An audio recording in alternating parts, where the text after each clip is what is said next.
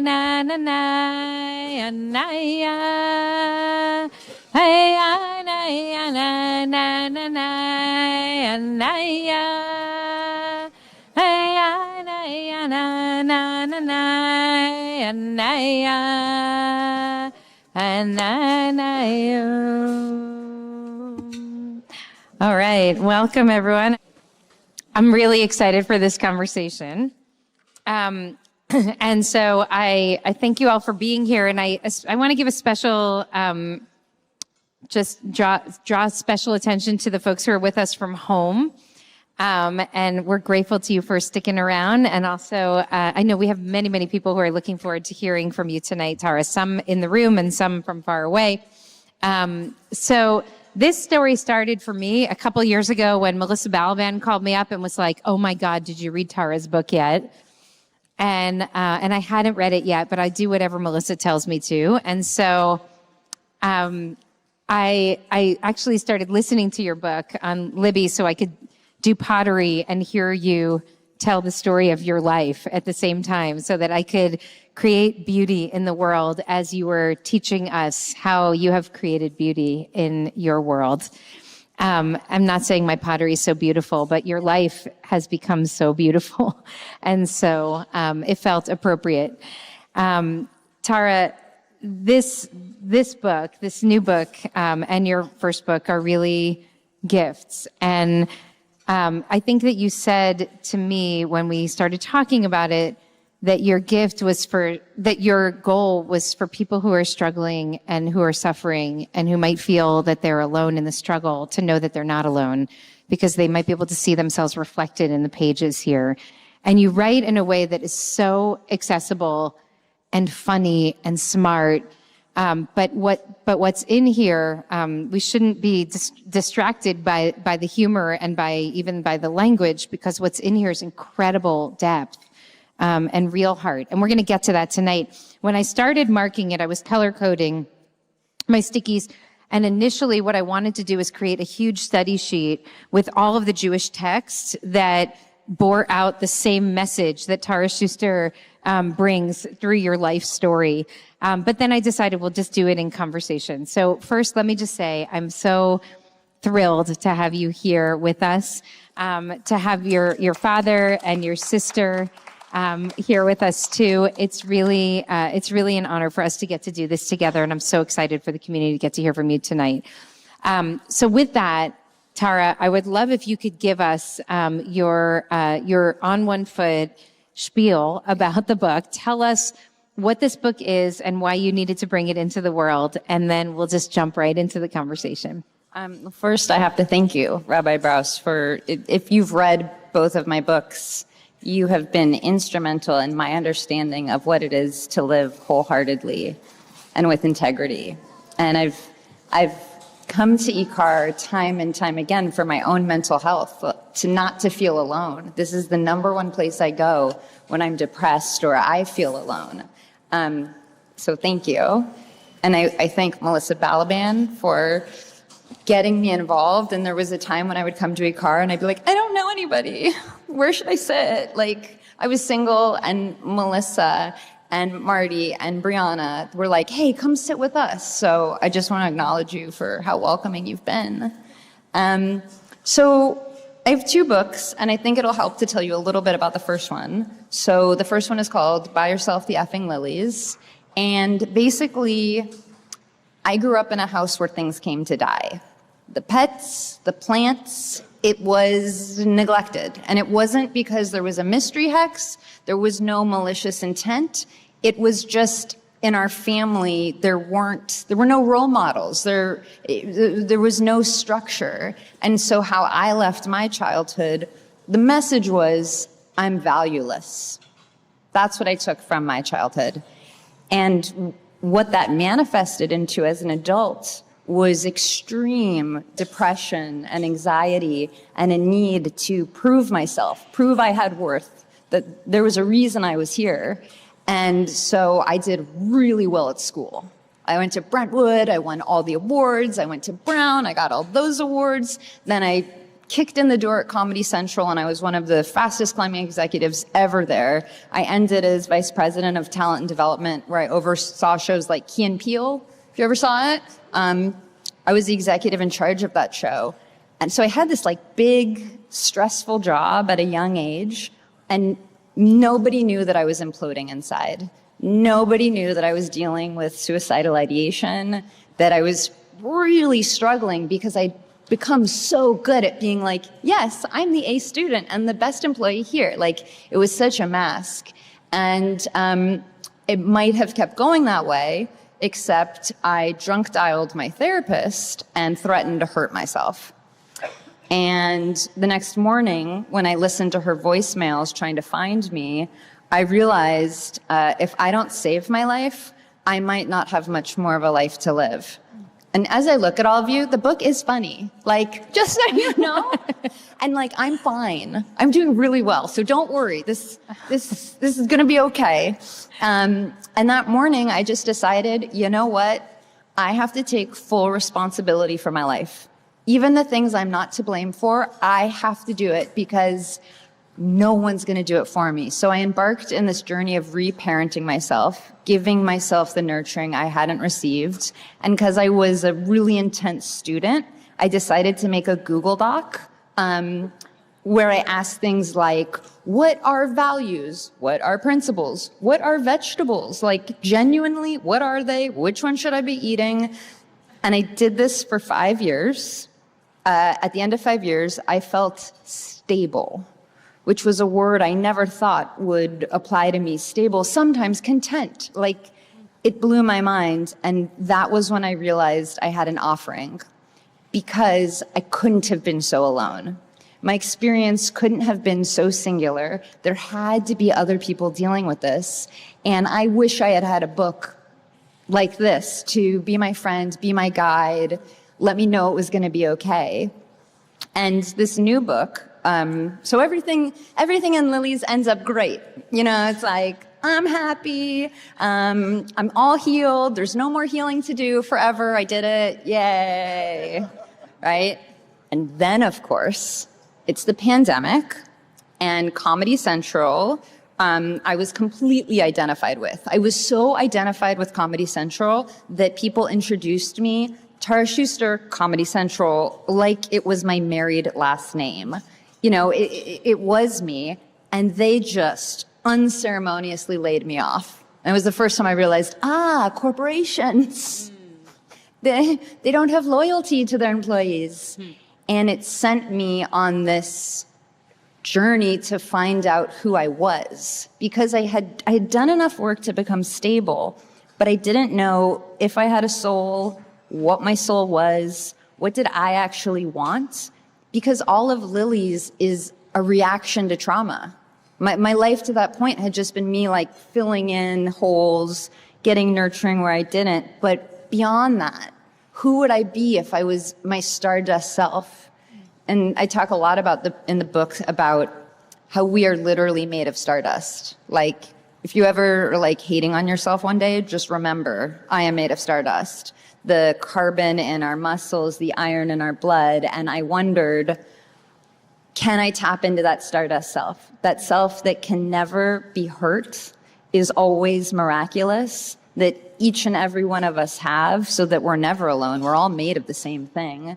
And I think that's why some of the Judaism really ties into the book and some of these ideas. But this new book is really for people who are ready to find out who they are, you know, and what they really want, not what society wants, but what they really want. Beautiful.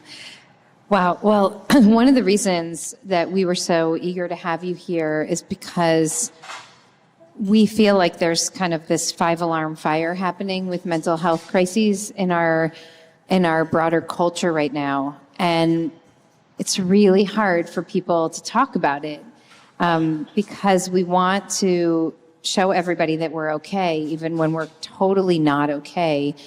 And it's really brave to stand up and say, like, hi, over here, totally not okay. And And yet, as I'm reading you, I think, oh, this is the best friend that everybody's looking for. And even Tara writes love letters to the reader sometimes, like, your friend and part-time lover, Tara. And because we need to not be alone. And I know that your voice through this book has this impact on people's hearts. I mean, this is why thousands and thousands of people buy your books, because we are all struggling with aloneness and with different levels of crisis in our aloneness. And you're saying, but I'm right here. And so that's part of why this is such a gift, and why in our Jewish community we felt like we needed to bring you here on Shabbat, not just because we're proud that there's an author in our midst, but also because what you're writing about and what you're modeling in your writing is exactly the kind of conversation that we need to be having around the Shabbos dinner tables week after week. So I thank you for that, and thank you for bringing it here. Okay, I'm going to try to take us through some of the core ideas in the book that really jumped out at me. And so we'll start at the beginning of the book, but I think we'll end up jumping around. And I intend for us to talk for a little while, and then for folks to jump in if it's okay with you and ask questions. And I know we've got some fans of your work here who are really like big followers of you, and so want to ask some questions. So I was really struck. You described this a little bit in Lilies, and you talk about it at greater length here. In the dark. And is that okay? Glow in the dark? What should how do I? Whatever Lilies, you want. dark. Okay. You called your childhood home a haphazard construction zone. A haphazard construction zone. And you talked about one moment when your father actually was trying to fix up the house. Yeah. Because there was maybe a realization that this is a place where things go to die or break. And so he was trying to fix the house. And it made me think about this text that is really one of my foundational texts that I bring to this community again and again and again over the years, that comes from a Hasidic rabbi called Nesivot Shalom. And he teaches that it's like you have to imagine a house that's built on a rotten foundation. And what happens is cracks start to appear in the walls. But we don't want to be in a house with cracks in our walls. And so what do? We paint over them so that nobody can see. But then the cracks come back and they widen. And so then, we plaster over the walls, thinking that we can solve it that way. And he says, but there's no way that you can fix the wounds in this house until you actually address that it was built on a rotten foundation. And so he says the same is true for our bayit ruchani, for our spiritual homes, that we see a little problem and we think, oh, I'm just going to Band-Aid over that little problem. And actually, we can never really heal until we're willing to go to the depths and realize what's broken at the heart of this project and how can we help repair it. And I feel like it's a metaphor not only for what was happening and not happening in that construction zone growing up, but also for what you've done here.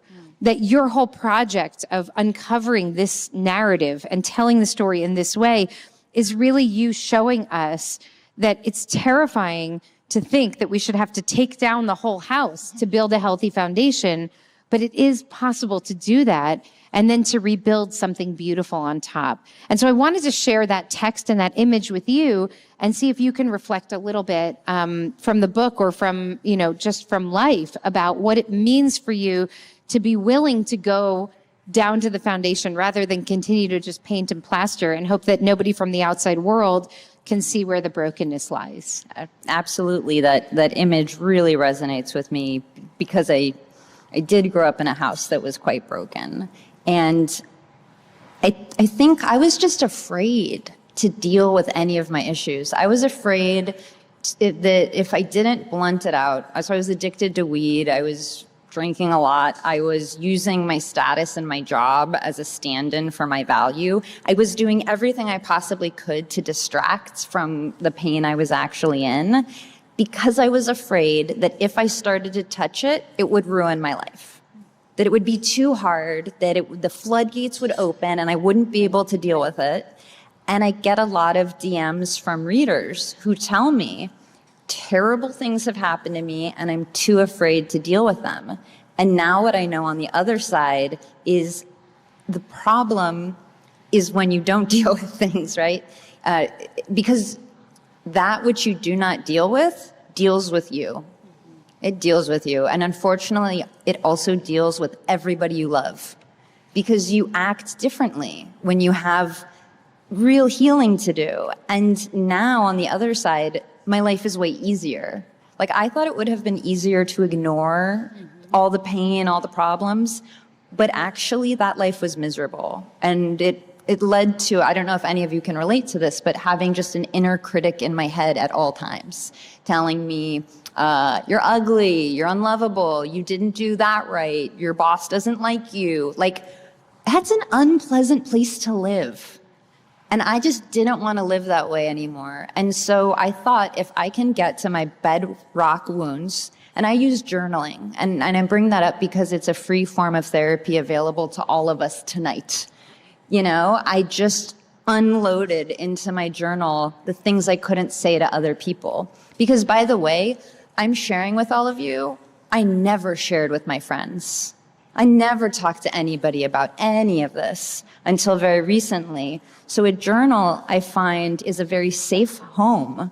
It's a safe space for you to say what needs to be said and get to know yourself so that you can even see where you need to excavate and where you need to nurture.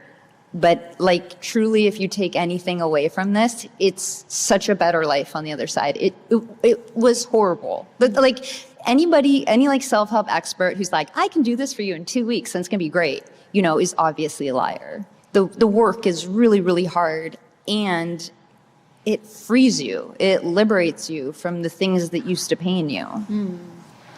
It's really powerful. I mean, and then to think that the journey from Egypt to the promised land is not a straight line, but instead is a kind of a zigzag from triumph to struggle, to triumph to struggle. Because even after Lilies came out and you're this best-selling author and everybody knows your name and you have, you know, so many people tracking your every move on Instagram, and then you're driving on a desert road one night and you just, you know, fall apart. Yeah. And so I think it's interesting and important for us to also to see the trajectory. What I'm saying is this is a gift. This book is a gift because you're mapping for us the trajectory of a journey toward healing. And we all have this perception, that it's too dangerous to start to take down the house because then you'll be houseless, right? While you're trying to clean out the rotten foundation. And what if you can never rebuild? And then we have this fantasy that once we rebuild, we'll be okay. And so it's even more powerful that like, we're still not okay, right? And there's still going to be moments of incredible struggle, even on the other side, you know, even once you have all of this self-awareness. I was actually very afraid of that. So when I was, you know, I was in the press a lot and doing a lot of talks about how healed I am. You know, I'm doing so much better. And then I can tell a little bit more of the story of being on the road. Yeah. I was laid off. I was single. I was living in my apartment with no family around at the beginning of the pandemic. And that was my particular kind of hard. But I had always had a job, like in high school, summers. I was always working, so distracted with a schedule. And for the first time in my life, nobody was telling me what to do. And that space allowed for my deepest traumas to come bubbling to the surface, and I did not know how to quell them. So I made a really wise decision. I said, okay, I'm just gonna move to Arizona. I'm going to move to Arizona and I'm going to help in the 2020 election because that's important. Like that will give me meaning. That's going to save me. And maybe 48 hours, I packed up my Vitamix, a bag of books I would never read, and set off into the desert. And it was on the desert road where I had the worst dissociative episode of my life. And if you haven't had a dissociative episode, it makes you full body sick. It's like it would be better for everything inside of you to come out than to feel how you feel in that moment. And as I was driving down the road, I had less and less control. You know, I could see my hands, but they didn't look like my hands. They looked like they were floating off of the steering wheel. And I was going faster and faster, and I wasn't me. I absolutely was not in control of me. And it, as fate would have it, my therapist called me and said, are you safe? And I said, yeah, of course. I'm just speeding a little. Of course I'm safe. She was like, having a dissociative episode while speeding down the highway is not safe. You need to pull over. And it was the first time in my life where I realized I need to pull over. I have to stop fixing, stop trying to fix anything. Just stop and pause and be right here. And it was in the Mojave Desert, and it was late at night because I had not planned well for the journey. And as I looked up at the sky, you know, here in LA, we don't see the stars, right? So as I looked up, it was like a glitter field all around me. And as I looked at those stars, I wondered, can I be like that? Can I shine even in bleak circumstances? Because man, if you remember back to October of 2020, it was the bleakest I had ever seen. And I was like, when are we going to exit the darkness? Can we shine? And another thought I had was, no one ever criticizes stars. No one's ever like, that star didn't get its to-do list done, right? Like, no one's ever like, that star didn't get that promotion and now I think less of them. In a completely fractured world, we all can agree that stars are awesome, right? Right? Stars are the bomb. Let's hear it for stars. They're great, right? And that's in us. Every time I get lost, I remember that thing that we all agree is awesome and miraculous and comes from the beginning of time. That thing actually is present in all of us. And really, the journey is not to become somebody else. It's not to take on somebody else's mantras or beliefs or whatever. It's to get back to that stardust self and let it glow, to clear away everything that has settled on it and made it dusty and rusty and clean it away, which is so hard, and let it shine. Beautiful. We started by mentioning that your family's here with you tonight, and you speak a lot about your family in the book. And so for people who've read the book, maybe you're surprised that Tara's father's here.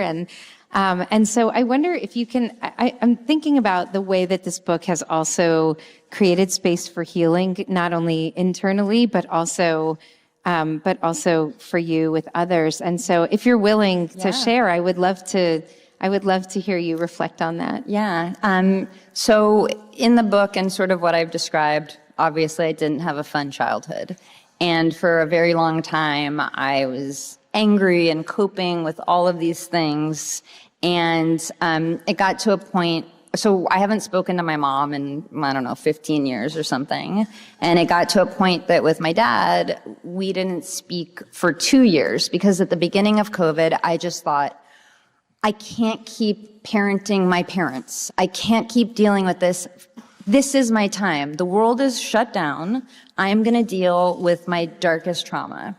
And I did.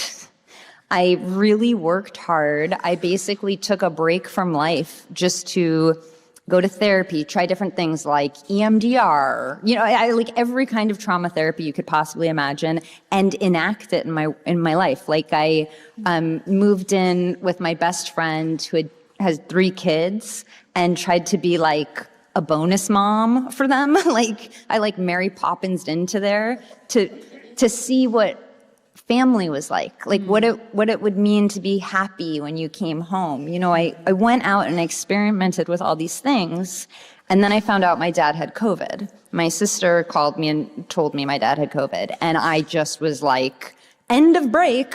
I am rushing to his side. There's no way I'm not going to talk to my dad right now. And what I found out was that for the preceding 2 years, my dad had been in therapy. And the dad I met after he did the work was a completely different person. It was his actual stardust self. And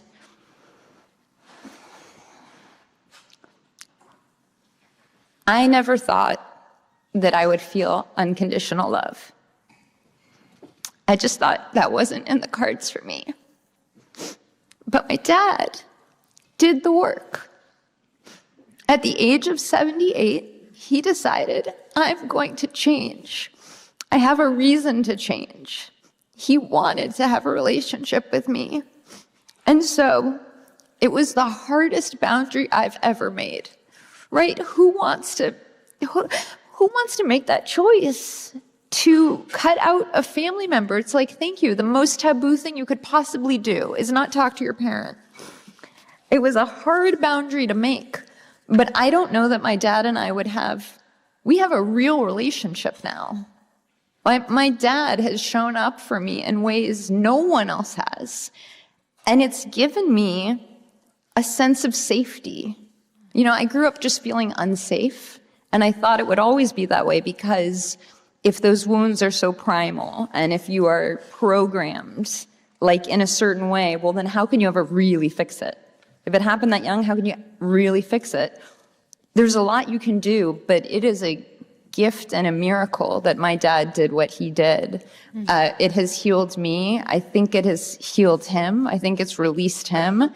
And now we have a real relationship. And he said, when I said, I'm going to be at IKAR, I'm going to be speaking, I'm going to be talking about the book. Are you okay with that? And he said, whatever stage you're on, I'm there. So thank you, Dad. I think there are at least two miracles here. One is that at 78, you can totally transform your life. And we believe that tshuva is possible, that people can change. And that's true at any age. And it requires a fierce will to change. Yes. And so that's the first miracle. And the second is that your heart was open to accept the change, and it changed you too. And I'm so grateful to you for sharing that. And it's really beautiful. Thank you for being here, Robert. Thank you. So I want to talk about boundaries, and then we'll talk about God a little bit, and then we'll open it up. Because you spoke about the boundary of creating distance here. And in the book, you talk about boundaries, actually, with regards to your father also. When there's one night when you're in a restaurant together and you walk in and you say, if you're going to be like this, I'm out. I set a boundary for myself. And it made me think about something that Brene Brown said some years ago that I think about a lot. She asked 4,000 people, I think, to name the most compassionate person in their lives. And then she went and interviewed those 4,000 most compassionate people to try to discern what it was about them that was, where were the similarities between these people? So what makes a person compassionate? And what she realized was it wasn't gender, it wasn't age, it wasn't income. It was actually the people who had the greatest boundaries were the most compassionate, because they were able to say, this is where my line is, and I can be full of love up to my line. If you cross my line, we're done. And so if you have boundless compassion, like for everyone, you're going to end up being resentful and turning cruel, because you're going to feel like people are stepping on me and he's doing the thing. I told him not to do that thing. And I feel so affronted. But if you set a boundary, then you can allow yourself to tap into real compassion. And I felt that throughout the book, actually. It felt like part of your journey toward healing was affirming your own dignity and saying, I have a right to create my own safety here. Yes.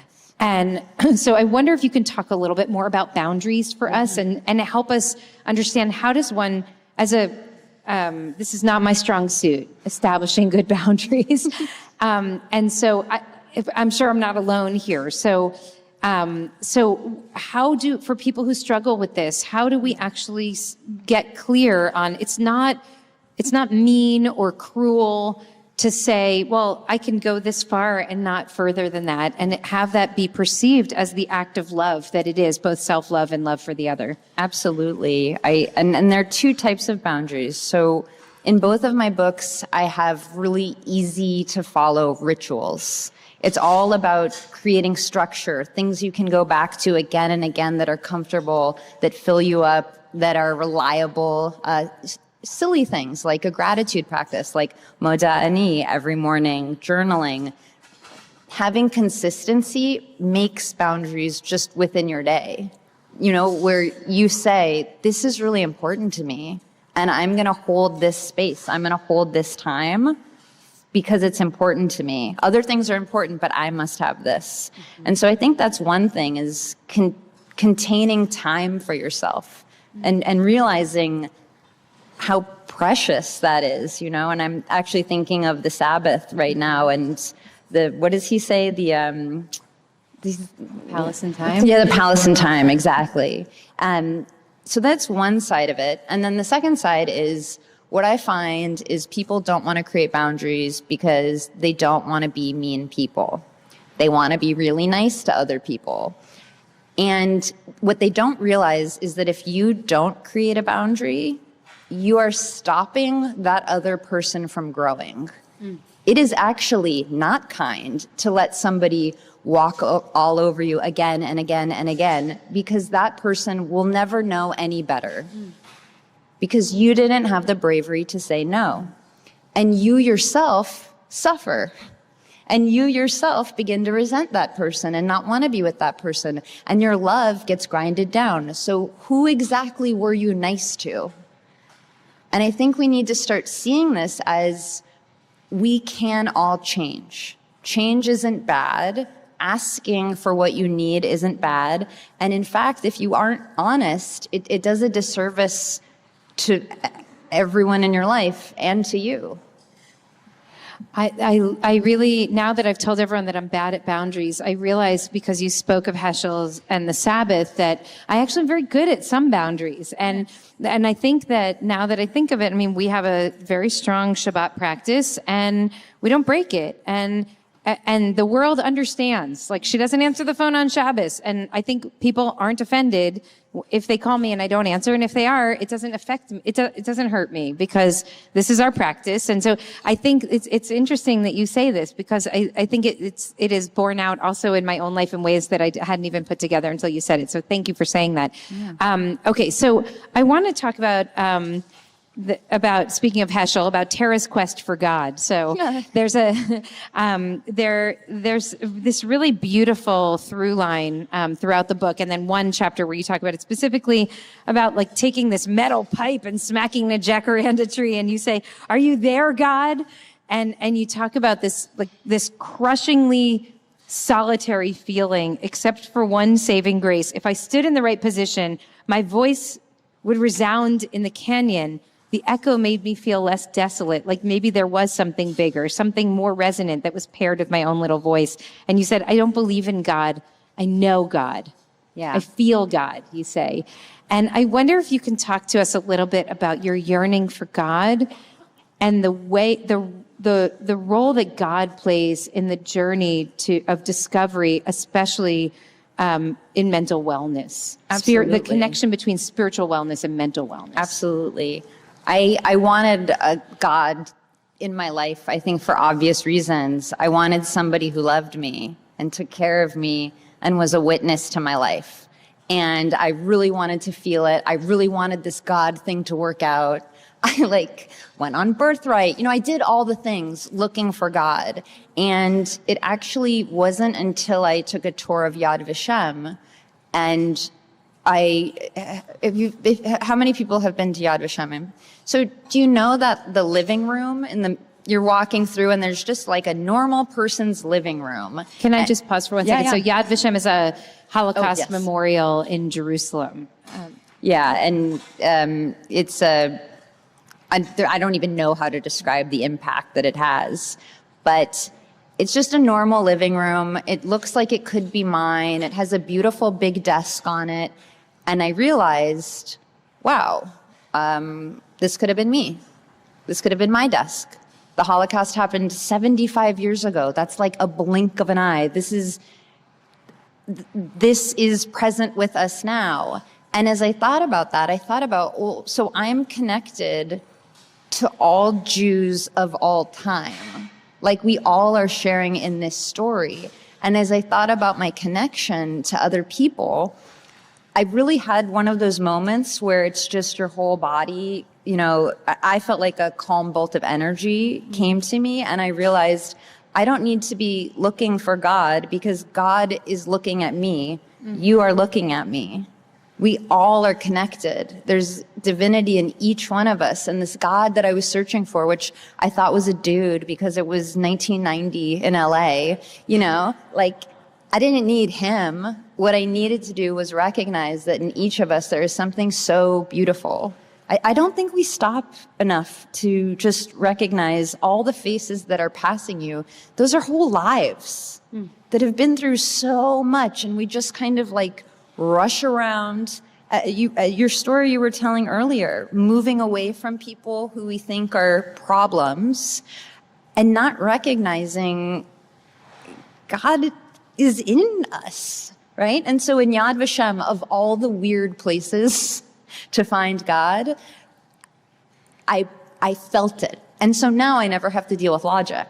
Like I never have to logic myself about God because I know in God, I feel in God.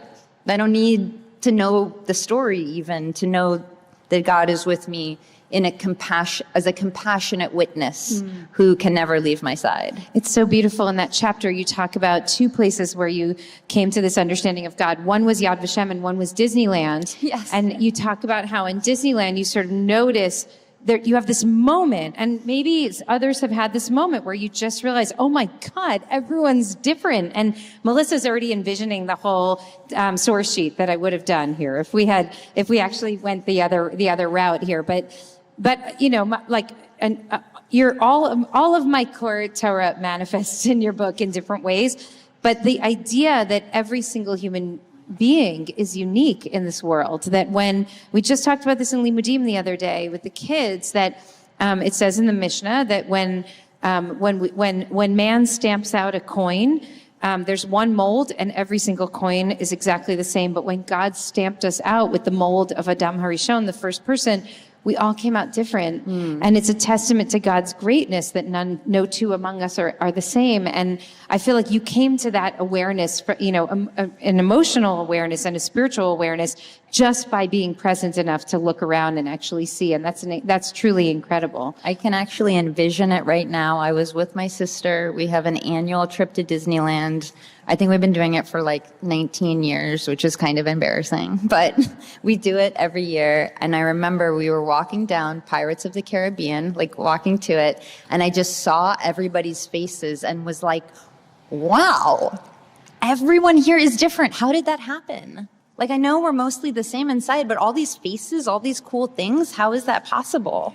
Yeah, beautiful. And then you conclude ultimately that it's not just that God is present in the vastness around us, but also inside. And yes. I think that leap for some is harder to make in this direction and for some in this. Yeah. But you say, can I read you this quote? At your core, you are totally pure and totally good. Stop thinking about yourself as some individual person with faults who's made so many mistakes, and recognize that your most essential stardust self has no faults, no problems, and is enough. And you talk about the prayer that we say every morning that actually reminds us of this, Elohai neshama shenatata bi tahorahi, that God, the soul that you put in me is the purest soul. And we're just a few blocks away from Beit Tshuva, this incredibly holy place on Venice, where many people in our community have been through Beit Tshuva and have loved ones who are in Beit Tshuva and have been through it, and also who are rabbis at Beit Tshuva in the IKAR community. And this is their core text. God, the soul you put in me is holy. Oh, I'm sorry. Beit Tshuva is a Jewish recovery center not far from here, where literally from all around the country, people are like sending their loved ones and themselves to go through the recovery process. And so that prayer is the very heart of it. I mean, it's seen as the great antidote to addiction, because and to shame spiraling and to all the violence that we do to ourselves, to just start the morning by saying, God, the soul you have given me is pure. And we say it again and again and again until we believe it. That's blowing my mind, because I did that completely separately from knowing it was a thing. I wanted to believe that I had a good soul because I didn't think I did. And I thought, and maybe you can relate to this, that I wasn't enough just as I was, that there was some fault in me, something was bad. And what I've learned over the years is you can really fake most emotions. Like, I was not a grateful person. I've kept a gratitude list for the past 10 years. I've written like 50,000 things I'm grateful for. That repetition, it gets in your body. Sometimes it's the doing that actually makes you believe. And I was on a Jewish meditation retreat and with Rav James Jacobson Meisels, so I know some of you know. Yes, he's amazing. And it was on the chant sheet, Elohai, Neshama, Shanata, Tori, Shanatata bi Tehorahi. and I just thought, if I can just tell myself that I have a good soul, maybe I'll have a good soul.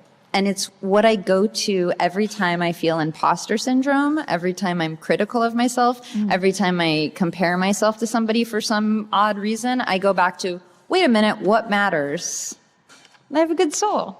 That's enough. Beautiful. That's beautiful. I wonder if we have a couple questions from people, and then I want to close by sharing one passage from the book, which I would love if you would read for us. So what's on your mind, people? And I know we have some people who drove from far distances to be here, too.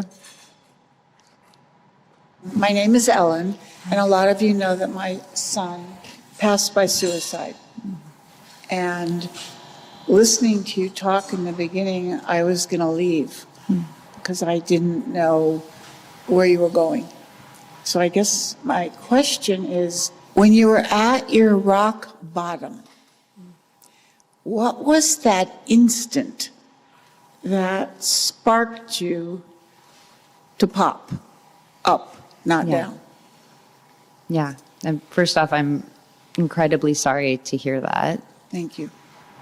And for me, it was, I had been in a relationship and it had ended poorly, and it had, for whatever reason, like spun me out into a very terrible place. And I was actually walking in Westridge in Brentwood, and I was just sobbing. Like, if God was looking down, it was ridiculous. I was like white girl in Lululemon crying out like, God help me, please, you know? And I really, at that moment, that was the moment where I was really considering taking my own life. And it was like some force, and I think the force was, I remembered my sister. And when I remembered her, it was enough to pull me back, and it like punctured the spell I was in. And it came to me that what I needed to hear was that I was loved and I was needed. And so I went out to all my friends and I said, I just need you to tell me over and over and over again that I am loved and I am needed. And my community did that for me. And it was horrible. Like, the 3 months of that were excruciating. And I think what people don't understand is that it is physically painful to be in that state of mind. It's like you want to end the suffering, not necessarily your life, but the really horrible suffering. And so it was connection, it was love, remembering that at that moment. And I was lucky to remember that. And thank you for asking your question. That was very brave. I just want to say that Jordan, Ellen's beloved son, was a healer in the world. And he took so much of the world's suffering into his system. And he gave so much love out into the world. And he also knew that he was loved very deeply. And when you were writing about the suffering in this book, I was thinking about Jordan. I was thinking about what it means that even though you know you're loved so deeply, that sometimes the suffering is just too much to withstand. And so I always hope that Jordan's memory will continue to be a blessing, as it is and as it will always be. Do we have another question? Maybe about Comedy Central, Key and Peele? You don't have to. I really promise the books are funny. Like, it's got blurbs from Chelsea Handler. Like, funny people think it's funny. So, It is. All right, so we'll take one more. No, I was gonna make a comment. Yes, I drove out here to pray. And yes, the books were really, really, really great. I felt like I was older reading this, so I felt motherly for you. Funny books, but very moving. I cried. thank you. And thank you for driving from Redondo Beach on a Friday and for being a subscriber to my newsletter. I want to just ask if you'll read one particular passage. It's just a part of a paragraph, and then we'll wrap together. But this is about loneliness, which is something I've been thinking and writing a lot about, and also anxiety and depression, and the ways in which these labels can be incredibly hurtful, but also can be very liberating for us. And I think that the clarity that you have here is really important for folks. So it'll also give you just a sense of the tenor of the book. So if you don't mind, like starting with I recognize, And going to where? if you're willing. I mean, right around there today. Okay. I recognize that having labels like anxiety and depression can be life-giving. They can point the way toward proper treatment, solutions, and a basic understanding of ourselves. But we are in real danger when our diagnosis, or our self-given diagnosis, as is often the case, becomes a part of our identity and an excuse for why we can't help ourselves. You don't call someone with breast cancer cancerous. They're not entirely made of cancer. Labeling the whole of a person with any one diagnosis not only misses the complexities of being a human, not only reduces the entirety of you to one phrase, but it also robs us of our agency to change or help ourselves. I realize. Sorry. This passage is actually, it starts here, but it goes on next page. So I'm just going to share with you the piece that I in particular wanted to know, that I wanted the community to hear, which if I can't find it, so I'm going to just read it here because if I really thought about it, had I not, is it okay if I read your words? Please. Had I not felt so solitary for so long, you're talking about the pain of loneliness, anxiety, depression. Had I not felt so solitary for so long, I probably would never have become a writer. I probably wouldn't have had the need to feel seen, to be heard, to want people who had endured similar experiences to feel supported by me. I wouldn't have the indefatigable desire to connect to others, not only through writing, but through my synagogue, my meditation community, the friendships, and I maintain them like they're precious gems. My loneliness was not inherently bad. It had given me some of the most sacred things in my life. My loneliness, I could see now, was my superpower. And I love this passage so much because it feels like once you're on the other side of this building project, when you turn the construction, the haphazard construction zone of your childhood into a teardown, which then you build back up, you also are able to recognize on the other side of it that not only are you healing, but you're so much stronger than you ever would have been had you not experienced this journey. And that includes experiencing the suffering, that all of that is part. And I don't believe that God makes us suffer so that we can learn these lessons, but you experience this trauma. And on the other side of the healing, there's a whole new life. And now you have this, these gifts that you share with the world through your writing and through your speaking, which is actually helping all of us heal. And that's quite extraordinary.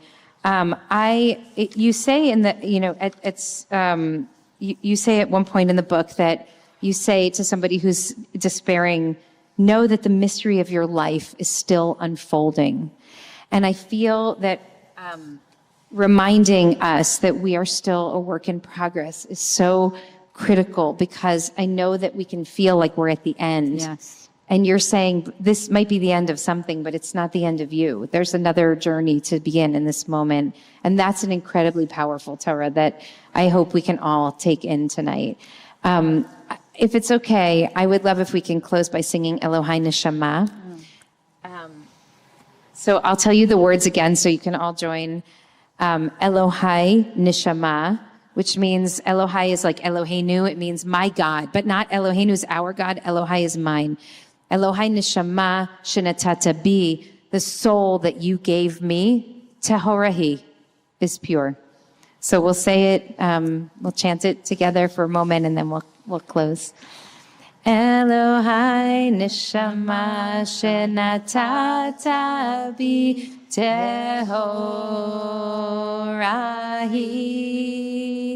Elohai Nishama Shenatata Bi Tehorahi. Elohai Nishama Shenatata Bi Tehorahi. Elohai Nishama Shenatata Bi Tehorahi. Tara, thank you. You are such a gift. We're so honored to have you in our community and so blessed to have your voice in this world. We thank you. Thank you.